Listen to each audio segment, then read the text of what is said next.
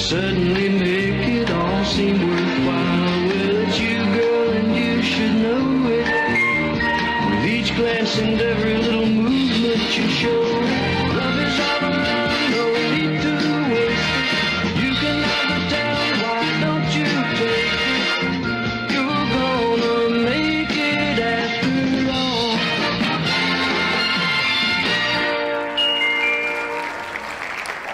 Welcome to Genie Today. I'm your host, Erin McDermott. Today joining us is Catherine Little. She's here from Meridian, Mississippi. Welcome. Thank you so much, Erin. And now tell us a little bit about your life before Window Genie.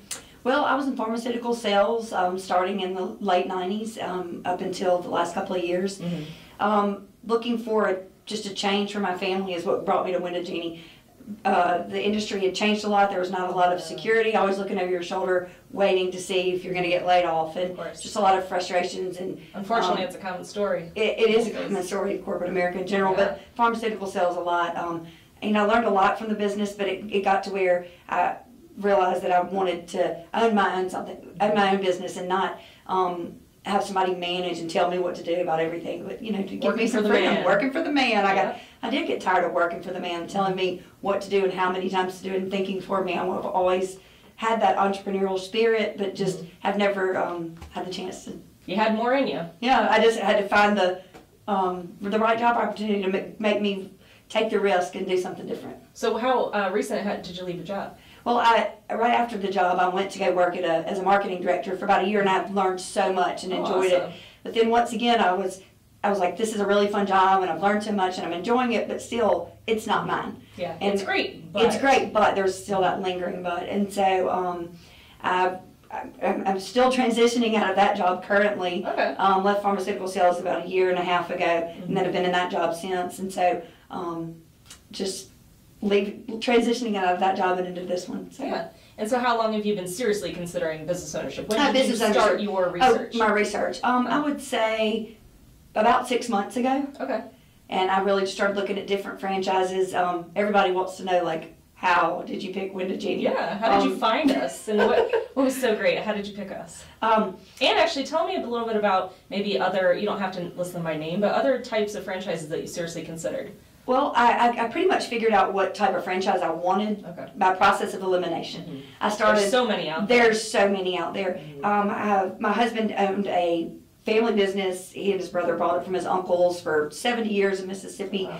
And it was a retail business, and they were in sales. They sold sporting good equipment. Yeah. And they sold out a few years ago to a large corporation. And we knew my husband was like, we do not want a business with lots of inventory and things like that, excuse me. And a storefront. And a storefront and weekends and holidays and that kind of stuff. So then, I was like, oh, I love to cook. Restaurants. And then the same sort of thing. I have 3 children. Yeah. And the restaurant business is time-consuming. Nights and weekends, I'd be away from them. I looked at a tutoring center. Same sort of thing. Yeah. When are you open? You're mainly in business when your kids are out of school. Exactly. So I was looking for some balance. So I backed into it and figured out I wanted to be in the service business. And so then I started it kind of narrowed, each time I narrowed my focus down, and finally I got to the service business. And mine was really just research. I know some people use brokers and things, but mine was more just research and, calling different companies, and I put lots of feelers out, and I would talk to their franchise consultant, Dan Glazer, is that what his name is? Franchise consultant. Yeah. I would talk to those guys, and each time something would come up in the process that threw me off, that would make me think, I like this concept, it's a good idea, but there was always red flags. There was always red flags. Something always popped up. Yeah. And so whether it would be the cost of entry, to the franchise, or the type of job and the lifestyle, like I mentioned, and really Window Genie was the only thing that each step it just. It became clearer and clearer, and there's still not a red flag. I mean, the only hesitation was my small market initially, but I'm decided I'm gonna jump in there and take a risk. This is right. With starting any business is a risk. Sure. But it sounds like you took the time to figure out the right fit for your lifestyle, your needs, to not work for the man. You're your own boss. Storefront. This sounds like it was a good choice for you. Yes. And so you mentioned your small market, but I know that you do have some kind of long-term plans. Do you want to describe this? Sure.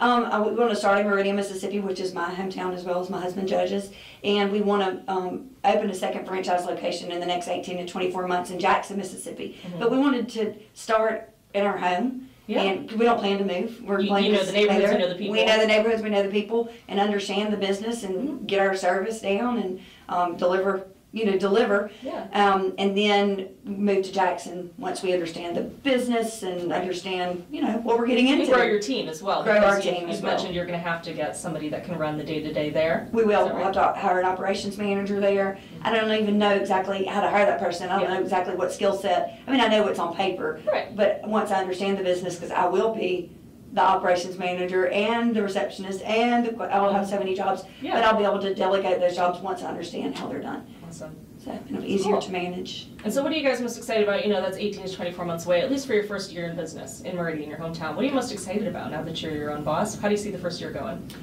I'm excited.